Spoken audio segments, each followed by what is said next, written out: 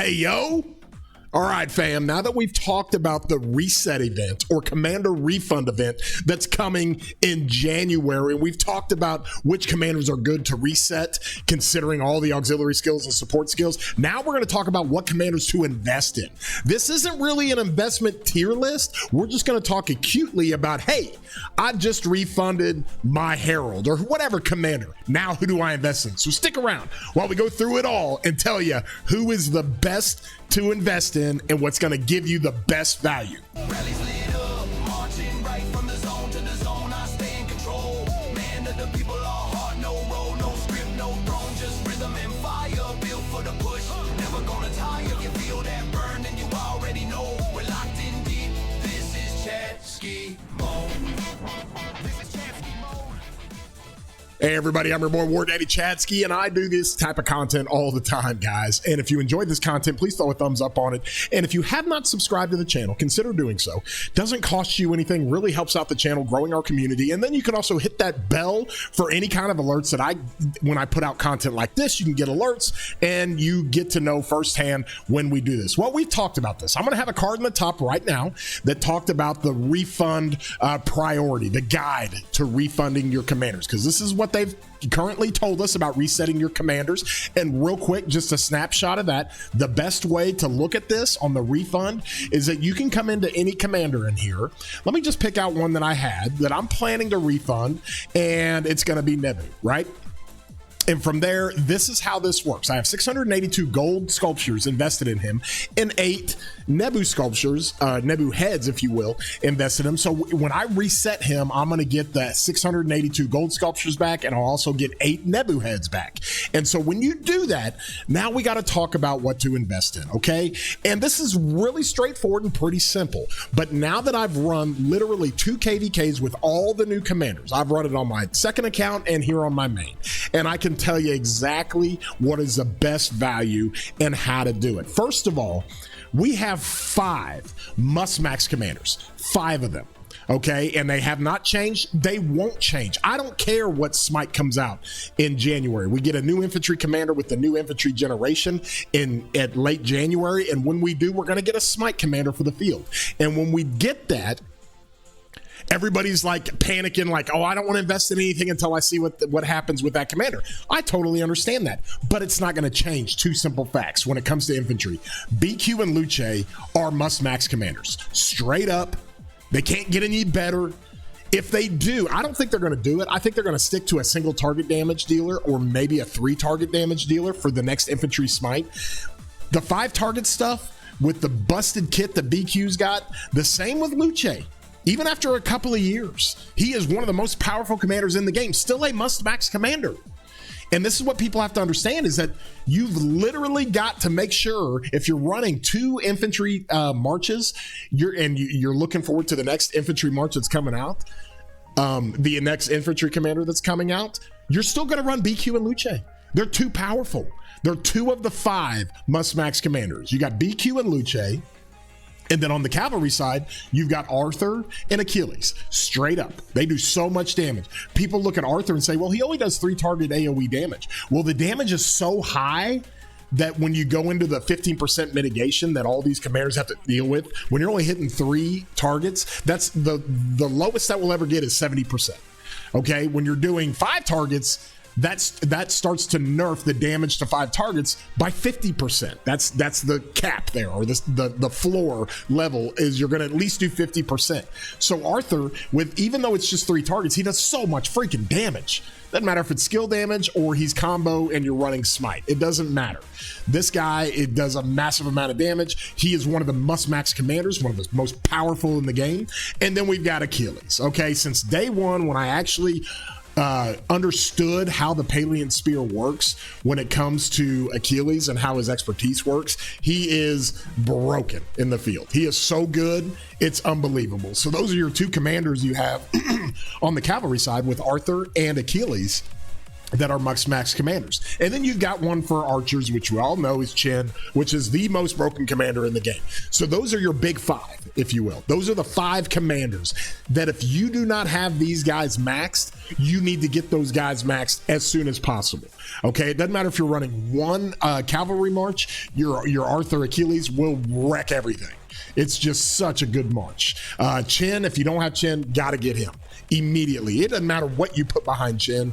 It will be your best trading march. Straight up. That's how powerful he is. When it comes to BQ and Luce, if you got infantry and you're staring at Ragnar and CPO and you've got BQ, you don't have Luce, get Luce. Or I have Luce, I've held off on BQ. BQ's value is not going anywhere. And that's something that, again, people have to understand. I don't care. It was the same thing that happened with Arthur when Achilles was coming. And when Achilles came out in that special event, we still had another Cav generation coming out. People were like, well, I'm not going to invest in Achilles yet because I want to see what the field commander for Cavs looks like. Well, they gave us Gang, and that did not prohibit anybody from maxing Achilles. He's more valuable. So it's the same concept. If you don't have BQ and you want to wait, like, listen, they're not going to give us a commander more powerful than BQ in the field. They're just not. And if he is more powerful than BQ in the field or as powerful, then great. Now we go to 6 Mux commanders and 3 at infantry. But it still doesn't deter you or prohibit you from maxing BQ. And that's the point I think I'm trying to make to everybody, is that you have to understand these 5 commanders are not going anywhere for a long time. And they are so broken, so powerful, and they're going to peel off, giving us so many commanders because they just gave us an onslaught of commanders. So it's going to level out a little bit. We're going to get a new infantry smite for the field. And then after that, we're going to get some archers, and hopefully they can bring archers that are going to allow us to run 2 archer marches again, because my Zuge is getting wrecked, so is everybody else's. If people are running Chen with YSG, your Zuge is getting absolutely pummeled. And it's just happening left and right and everywhere. Okay, we've already given up with the prerequisite that we've already given up on Ragnar and CPO, or even Ragnar and Philip. Can't get those marches to work. Can't get these skill damage marches to work outside of infantry and cavalry. You can't get those infantry and cavalry skill damages to work. So Huo's been benched. Ragnar's been benched. So many people are benching these. I'm not saying to go refund these commanders, but you need to make that switch over to Delta and over to Pincer for cavalry and infantry respectfully. Okay, so let me put up this list here. Okay, all right, here we go. We got the list here. Let me put this up. This is commander investments from Refund. Okay, this is not my commander investment guide. It kind of is a little bit, but this is more like, hey, I've got the heads, Chatsky. What am I doing? Your top priority, straight up, we talked about it, is the big 5. Okay, it's Chen, Achilles, BQ, Luce, and Arthur. All right, you've got, listen, if you don't have one of those commanders maxed and you're thinking about putting heads into something else, like if you don't have Luce and you're thinking about putting heads into something else, you need to put them into Luce. I'm telling you. Okay, and so those are the 5 commanders that are just the most powerful in the game. Massive AoE. They're just field monsters, all of them. And you will do so much better in the field with those. So if you don't have one of these guys or 2 of these guys maxed, then that is where you want to put your refund investment into. You want to get them maxed, okay? And so from there, you got to kind of figure out, and this is what my Discord's great for. You can get in my Discord and ask those questions. If you're like, hey, I've got Arthur and I've got Achilles and I've got BQ, but I only run 1 infantry march. I'm running BQ with Wallace. I don't have Luce or whatever. Ask those questions because we can help you there. Okay, that's what my Discord's built for. All right, and so if you do have all 5 of these commanders maxed and you want to look at what's going on next, the 2 big long-term investments right now are Gang and Hector. Those are the 2 that have big long-term investments that are really, really good. Okay. And the reason why, I've tested these guys and I understand how they work and what the apprehension is maybe for Hector. Hector has proven to be a exceptionally valuable commander, and he's so versatile. And let me kind of help explain that, because not only have we found him in the Garrison where we knew he was going to do exceptional with David and with Gorgo, we also have seen that in the field, you go run Hector behind Arthur, or you go run him behind BQ or even Luce as a smite commander, he's like 3 commanders in 1. And so he's really good in the field. Like, he's just as good as any of the rest of the commanders that aren't in the big five, if you will. And so he has massive viability in the field. You can ask guys who fought with him and who run these Arthur Hector combinations in the field, the pairing of Arthur Hector. I ran it and it was fantastic. It was absolutely great. And so Hector has got insane viability in the field. Of course, we know him with the Garrison. It is the Garrison meta. David and Hector, Garrison meta. Gorgo and Hector, Garrison meta. That he's so versatile. And what Hector also gives everybody is a good city defense Garrison. If you don't have one, okay, you can put Hector on your wall. You can put him with anybody. He is going to give you some viability in your city Garrison. Okay, if you're sitting there saying, Chatsky, I don't have Garrison commanders. I'm not a Garrison player. I've got Martel. Well, hell, put Hector behind Martel and put him in the city. And it will do just fine. I promise. And so from that standpoint, there is so much viability and versatility with Hector, and that's what we like to see. That's why he gets put into the good long-term investment, because he's not going anywhere. He's definitely not going anywhere, and he's going to be here to stay. Okay, but at the same time, I would not prioritize Hector over any of these commanders up here. Or if you're in a situation to where you have two cab marches and you're running Arthur and Achilles right now, but you don't know what to do with your Philip, or you don't know what to do with your William Wallace. You got those, or your William the Conqueror. You got those commanders that you can move over to cavalry. Then you can run Arthur with Philip, and then you go get Gang Max and put him with Achilles. Probably one of the most broken marches in the game. It is so good. I ran Gang Achilles all last KVK. It literally traded as good as my chin. All right, now I've got crazy broken stuff for cats, but I've also got it for archers too. So that is one as well. Gang's not going anywhere for a long time. You can feel good about investing in Gang. His healing component with his skills is really, really interesting. For whatever reason, when he does the healing of the Sev wounds, and let's just go look at it real quick. When he does the healing of the Sev wounds, it does something to the reports that makes it really, really interesting, okay? And so when you heal Sev wounds, it keeps so many troops in your march, all right, to where your HP bar just stays full. The march stays at high HP bar, basically high troop count, and it allows you to do crazy stuff. I thought Achilles would be better primary because I like the damage first. No, Gang primary, because he works the healing off of the percentage of combo damage he does from the secondary commander, whether that's him or somebody else. Well, you put him primary, and then you go put Achilles secondary, you're laying down so much combo damage to 5 targets. So the healing just ramps up. And he does exceptionally well.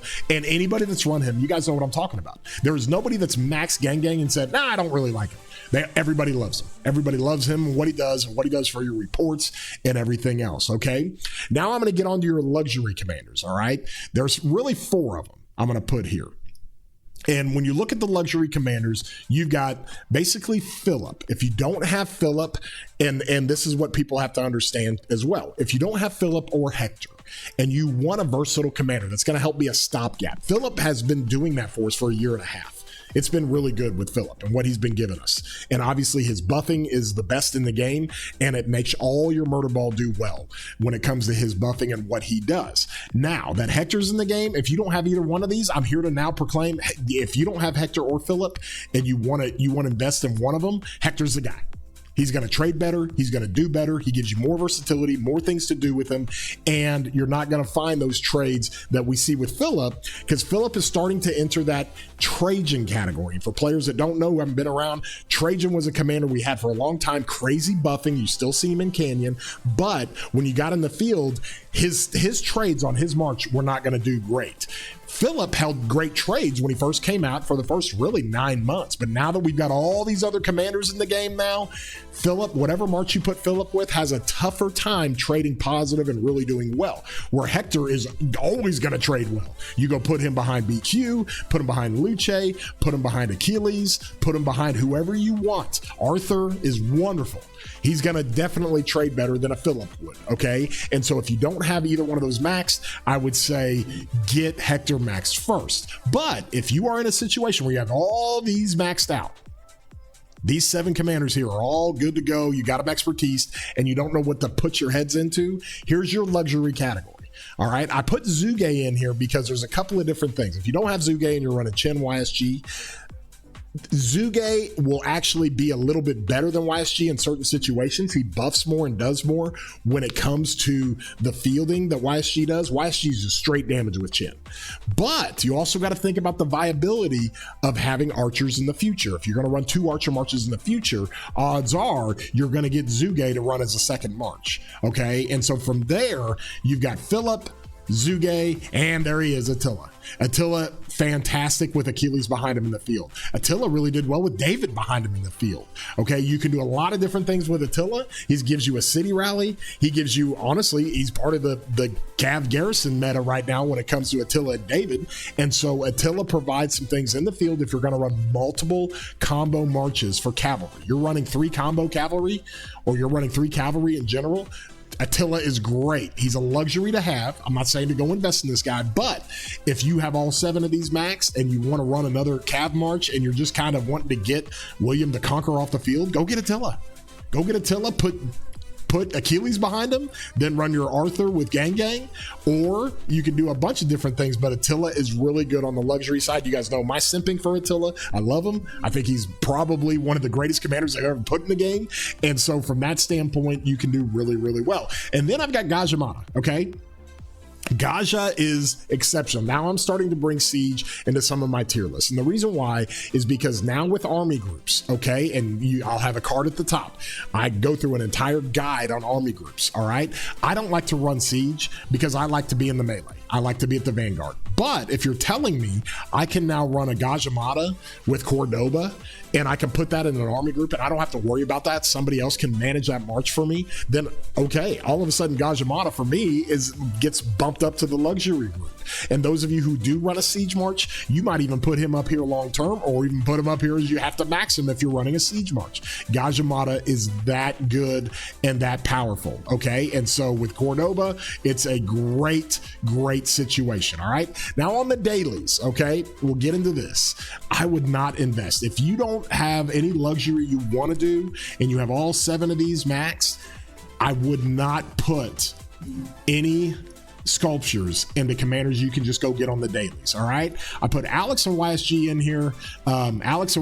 here, just as kind of a stopgap here. If you don't have anything else to work on and you want to be able to do some different things with Azuge, you got him behind Chin, you can always just go get YSG in the dailies. You can always just go get Alex in the dailies. Alex is still really good behind Luce, but that's just more of a token thing. I don't suggest it.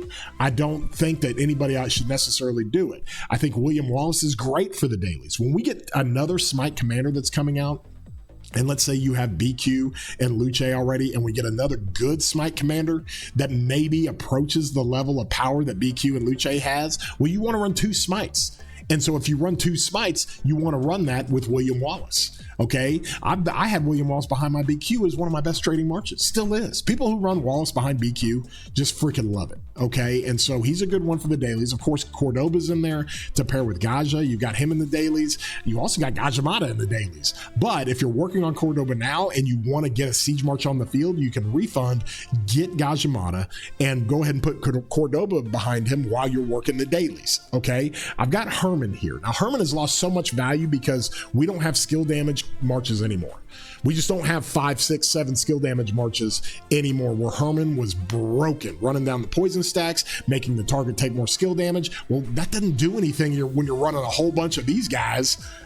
All right, they don't do skill damage. They do smite damage and obviously combo damage. So Herman, he's okay to put on the dailies if you want to, but nothing you're going to put up here as a luxury to get if you have the refund. Definitely not a long-term investment, and definitely not the must max priority investment. I like CJ here as well. CJ is great. If you don't want to do Wallace, you just don't like him, and you want the viability for CJ with the 3 target smite, I don't think he's quite as powerful as Wallace, but you can use him if you're running, especially some of you imp simps that are out there that are thinking about benching Ragnar and running 3 smite marches when the new infantry generation comes out, then CJ's a really good one to use on the dailies. I got my CJ from the dailies. And so those are kind of your dailies here. All right. I don't really see anybody else. You don't want to run dailies for Ragnar. You don't want to run them for Huo. You don't want to run dailies for Joan. You don't want to run dailies for Nevsky or CPO. You don't want to mess with that. No dailies needs to be run on skill damage infantry and cavalry commanders. All right. Make sure you got some of these things first. Okay. And then we've got the garrison side of things. If you are a garrison and you're waiting to refund so you can go get David maxed, that's fine. That's more than fine. Hey, Chadsky, I got MGE, but we were in KVK. We couldn't fix MGE. I've only got 180 heads for David. I need to get him maxed. I don't have the heads to do it. After I refund, I'm going to go get David maxed so I can run him with Hector, and then I can run him behind Attila with my garrisons. That's great. Okay, and then I also put Gorgo here. All right, you notice I don't have Tokugawa on here. You just don't need him anymore. You don't need to mess with Tokugawa. If you've got him, great, no problem. You can run Gorgo with Tokugawa and have a good time with that. But if you don't have Tokugawa and you're trying to figure, and you got Gorgo and you're trying to figure out if you should match Toku or Hector, just max Hector.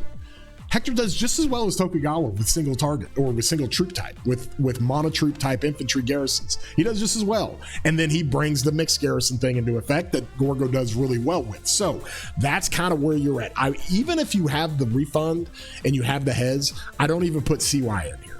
I'm not even messing with that, okay? Unless they do something drastic with the Archer Garrison, and that'll be coming out eventually in the spring. But unless they do something drastic with the Mighty Healing and stuff like that, I wouldn't even suggest wasting gold heads into CY. Don't even mess with that. David, if you're a Cav Garrison or want to be a Cav Garrison, and you have everything else that you need, and you need to get David, go nuts. If you got crazy infantry stuff and you want to step into the infantry garrison game, and you're using Hector as a smite commander behind BQ or something like that, or behind Luce, then you can go ahead and get Gorgo, okay? But you can also get Gorgo in the dailies. That's the other thing with Gorgo. And so there's a couple different ways that you can do that. I understand if players need to have a garrison right now this instant, then yeah, okay, you can put heads in the Gorgo. But just get her in the dailies, okay? You can just get her in the dailies and be fine. But that is kind of your list right here when it comes to the investment guide of what to do. You have the big five at the top. You've got the good long-term investment. Gang will be around for a couple of years. No problem. Hector is going to be around for a couple of years. No problem. Plus, Hector is so versatile. You can use him for city defense. You can use him for garrisons. You can use him in the field. Whatever you want to do, Hector is great. And then you have your luxury side of situations. I don't know how much longer Philip is going to last in the field. I think he'll be fine for the next year. No problem. I think Zuge is going to get a bit of a rebirth when it comes to the new archers coming out. Attila is always going to be able to be used. You can use them in the field, you can use them in rallies, you can do whatever you want to do with them, but you can always use Attila and then Gajimata. I think these four commanders still have some viability in the midterm, if you will, and definitely in the short term. Maybe not the full-on long term after 12 to 18 months. I don't know where they're going to be, but I think you can get some good value out of these now. Then, of course, you got the dailies, and then you got the garrison with David. If you don't have it maxed yet, maybe put Gorgo in there, but you can get her in the dailies as well. So that's what you're looking at for the garrison. That's what you're looking at for the dailies, the luxury, the good long-term, and then the must-max big five commander. So with that being said, we hope everybody enjoys this content. At the end screen, I'm going to have that video, if you haven't seen it, on the tier list of what to refund. This takes into account all the support skills and auxiliary skills, so take a look at that. And now that we've got the refund, we want to know what to invest in, and that's what this video is about. If you enjoyed it, throw a thumbs up on here. Join my Discord. The link is down in the description. Get in the comments. I'd love to interact with you guys, answer questions down there. And with all that, you guys have a great day, broskies.